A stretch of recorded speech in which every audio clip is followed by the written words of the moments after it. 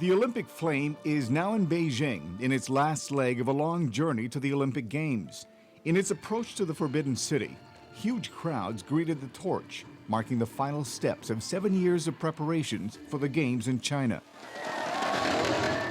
The flame was lit Wednesday in a colorful ceremony at the Meridian Gate of the Forbidden City, the former home of Chinese emperors. Traditional and ceremonial dancers welcomed the torch relay. From here, the flame will wind through the streets of Beijing for 2 days for the patriotic bystanders and participants. I feel very excited and I am very happy to perform because the Olympic torch has arrived in Beijing. Come on, China, come on, Olympics. On Friday, the torch is scheduled to make its ceremonial entrance to the stadium known as the Bird's Nest for the opening ceremony of the Beijing 2008 Olympic Games. China's biggest basketball star, Yao Ming, ran the flame through China's symbolic Tiananmen Gate and out to the streets.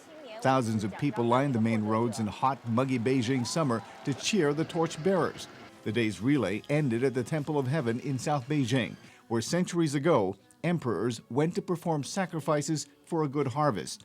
Over 3 days, 841 torchbearers are running through the streets of Beijing, among them Chinese citizens, foreigners, athletes, film stars, and the country's first astronaut. Earlier, the flame was carried through every Chinese province and municipal region after visiting more than 130 cities on 6 continents, making this the longest journey in the torch's history.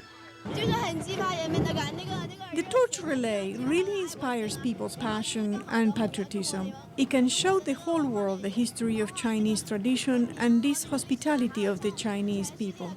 From the beginning, the flame's journey was marred by a handful of demonstrations against Chinese government policies. Not far from the route at the Olympic Stadium, protesters Tuesday displayed a giant banner reading "Free Tibet." China's state-run news agency said 2 Americans and 2 Britons were ordered to leave the country. Meanwhile, 4 members of the U.S. cycling team have formally apologized for wearing face masks when they arrived in Beijing. At the time on Tuesday, they said they were concerned about Beijing's air pollution. Team member Michael Friedman said the face mask was just a precaution. You got to take every chance you have just to protect the airways. The capital city's notorious pollution has prompted the Chinese government to ban more than 3 million vehicles from the roads each day and shut down factories before and during the Games. Arcega, VOA News.